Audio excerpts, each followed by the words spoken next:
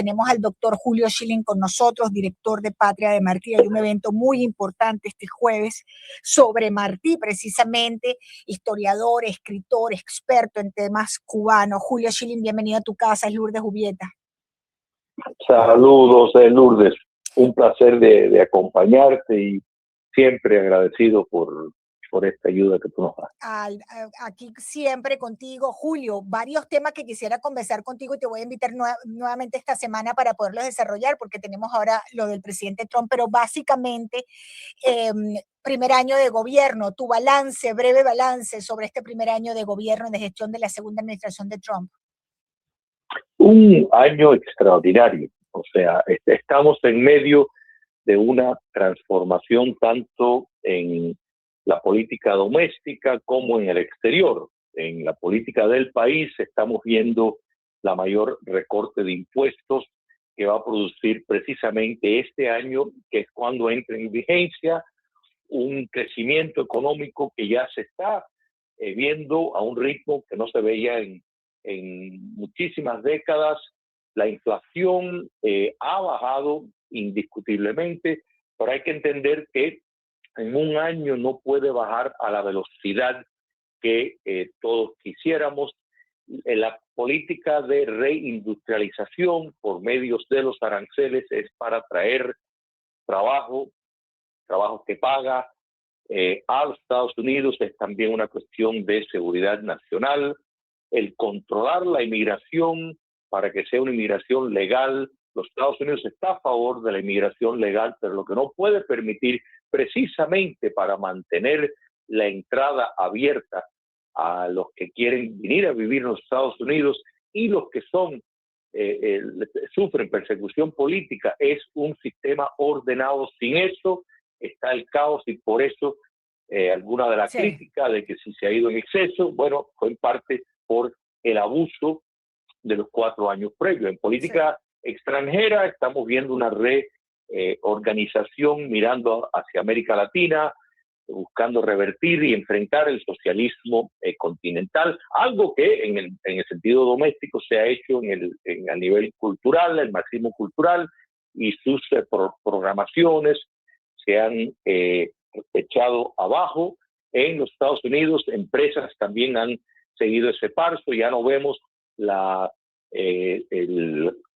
políticas neomarxistas de la DEI, la diversidad, de equidad e inclusión se ha enormemente aflojado, la libertad se ha asegurado por medio de demandas que el Departamento de Justicia llevó a empresas de los medios sociales para que restablecieran cuentas que habían cerrado y asegurar que el plano se mantiene fijo. Volviendo al tema doméstico, China está siendo confrontada para no solo ser sacada de América Latina junto a Rusia, Irán y Corea del Norte, sino a través del mundo. Los Estados Unidos se está reinsertando y por la flojera de muchas décadas, Lourdes, China comunista ha tenido avances extraordinarios.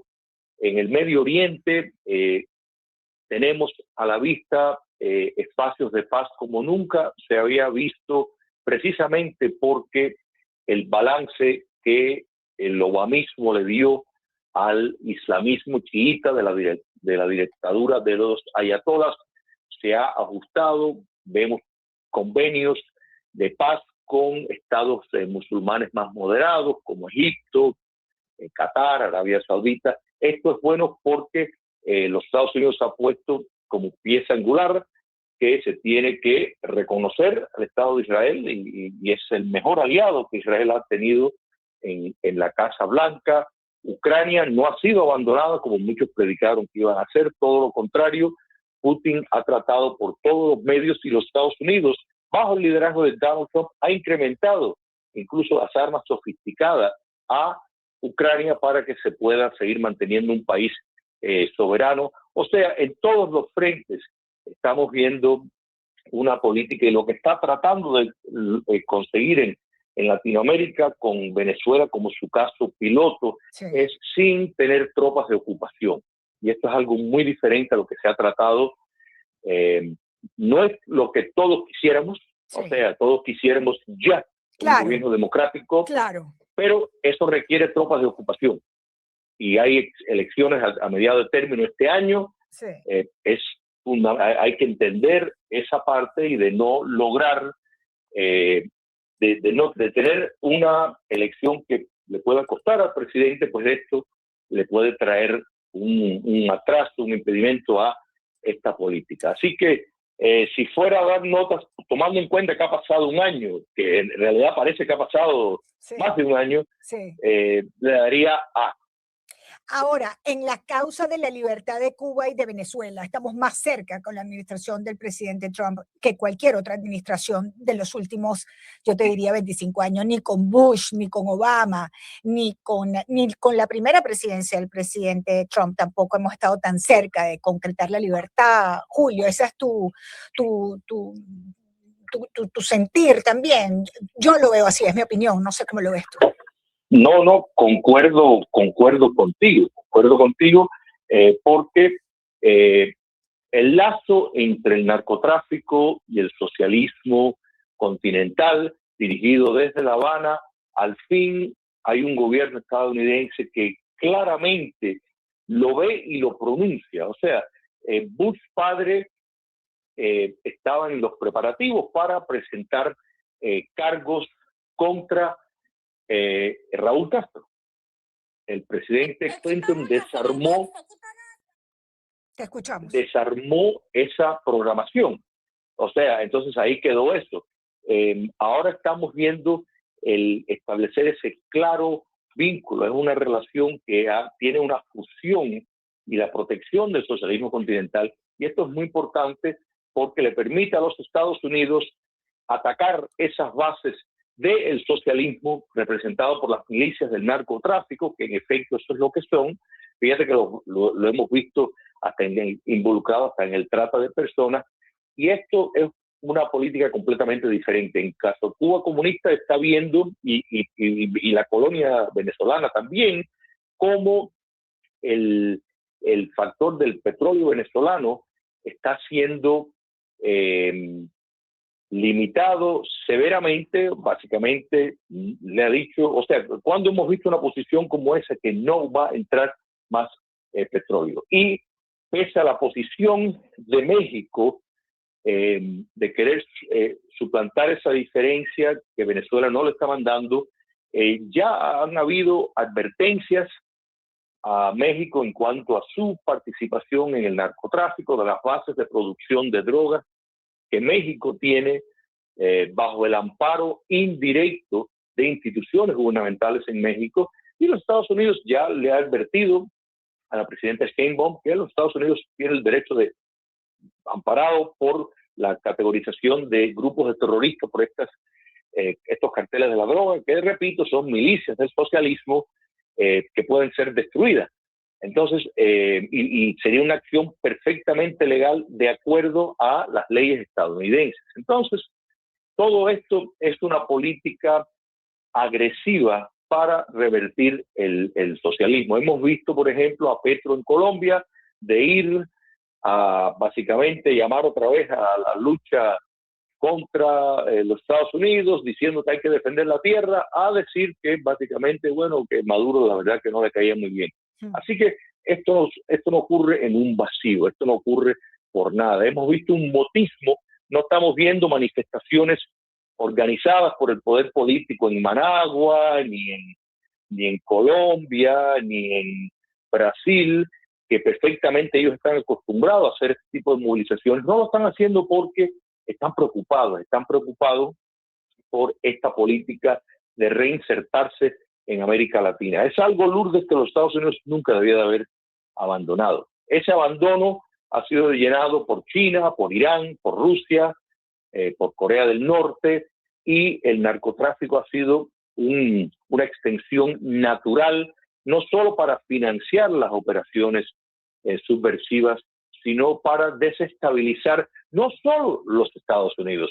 Tomamos un país como Ecuador, que tiene un gran problema social producto del narcotráfico, un problema que había anteriormente en El Salvador, hasta que el presidente Bukele pues tomó medidas para establecer el orden. Bueno, en Ecuador ese problema existe, y quien está detrás de todo esto es el narcotráfico y la inteligencia castrista que ve esto como un mecanismo para desestabilizar el gobierno democrático ecuatoriano. Entonces, los Estados Unidos está entendiendo esto muy claro, ha hecho extensiones a, por ejemplo, el presidente Javier Milei, sí, para unirse en una especie de cruzada para enfrentar este mal.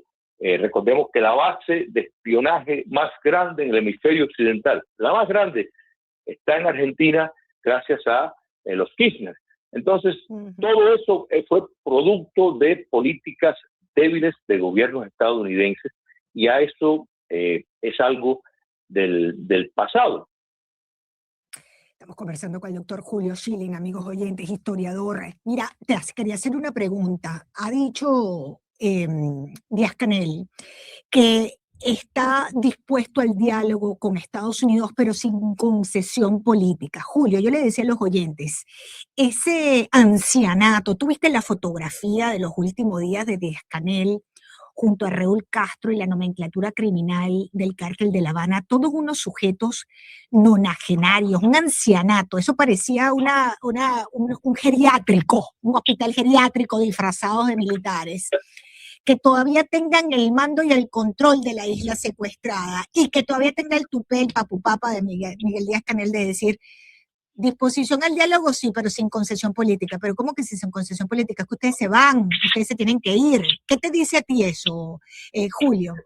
Recordándole a los oyentes que en breve nos vamos a ir a la Casa Blanca, apenas comience la locución del presidente Trump, que va a hablar desde la Casa Blanca con motivo de su primer año de gobierno en el segundo mandato. Vamos a tener que interrumpir esta transmisión. Adelante, Julio, ¿tú qué opinas? Cómodo. La teoría de la coexistencia fue un invento de Vladimir Lenin para, en momentos donde están sintiéndose amenazados, que pueden perder el poder político, pues enseguida buscan a presentar vías de diálogo, de hablar, para comprar tiempo. Y esto es nada más y nada menos que lo mismo. El dictador Maduro, ahora presto, pues intentó lo mismo. Esto es una historia que se repite, y es lamentable que el mundo libre, pues básicamente le haya dado crédito y haya tomado la palabra a estos movimientos, que, como tú bien señalas, aquí el problema es la permanencia que tienen en el poder, y eso es lo que la solución está en la salida del poder por estos regímenes. Eso es todo, ni más ni menos. El problema va a seguir tanto del narcotráfico como de la inmigración masiva, el desorden social que hay en democracias latinoamericanas, porque el socialismo se mueve para crear la crisis en países libres, para derrocar el gobierno, desnaturalizar las instituciones, etc. Entonces, solo una política de confrontación en todos los frentes, que incluye el uso de la economía, los aranceles, para lograr ajustes, cambios profundos que se traduce a cambios de sistema, cambios de regímenes. Julio, tienes un evento este jueves 22 de enero en el Westchester Regional Library. Van a tener también una transmisión en vivo desde la página de Patria de Martí, patriademartí.com, amigos oyentes. Van a estar hablando de Martí frente al anexionismo y al autonomismo. ¿De qué se refiere esto? Cuéntanos. ¿Cómo no? Enero es el mes de Martí, es el mes del natalicio, aniversario del natalicio de José Martí, el prócer cubano, y escogimos este tema. José Martí, por supuesto, abogaba por la independencia, pero en Cuba habían cursos con anterioridad que se inclinaban, por un lado, un bando por el anexionismo y por otro bando por el autonomismo, o sea, mantener una relación con España de ciertos espacios de libertad, pero no un desprendimiento total. Y en estos momentos hay muchos cubanos, particularmente en la isla, que ven todo este movimiento y hablan de, la seguridad sería convertirse en un estado de la Unión estadounidense. Y eso refleja un gran descontento. O sea, esto es lo que ha logrado el castrocomunismo, en algunas personas pensar que eso sería la única solución. Y con Martí aprendimos, y otros próceres, o sea, prácticamente los forjadores de la nación cubana, Lourdes, lo hicieron en territorio estadounidense. O sea, fue donde exiliados se pudieron organizar conceptualmente y logísticamente tanto la guerra de independencia como su financiación, como los conceptos válidos de Cuba como nación. Y eso es un fenómeno muy propio de los cubanos, y por eso esa relación particular se puede entender de que Cuba puede ser libre, soberana, democrática, sin comunismo, con una relación excepcional con los Estados Unidos, pero no hay que entrar en anexionismo, y eso es lo que por medio de la figura de Martí y todo lo que él abordó precisamente en esas tres vías: independencia, anexión y autonomismo, ¿por qué sigue siendo Cuba un país libre la vía más completa y adecuada? Pues la invitación, Julio Schilling, amigos oyentes, politólogo, director de Patria de Martí, de Cuban American Voice, va a estar Emilio Sánchez, José Raúl Vidal, Antonio Calatayud y Frank Rodríguez acompañándolos en este evento que es abierto al público, totalmente gratuita la entrada, también el estacionamiento, el parqueo, y por supuesto, si ustedes no se pueden acercar al 9445 de Coral Way este jueves a las 5:30 de la tarde, lo pueden sintonizar streaming en la página web, patriademartí.com. Julio Schilling, muchas gracias por acompañarme, como siempre un privilegio tenerte en el programa, Julio, gracias. Gracias a ti siempre, Lourdes, y en todo momento a tu disposición. Gracias. Doctor Julio Schilling con nosotros, amigos oyentes, simposio sobre José Martí.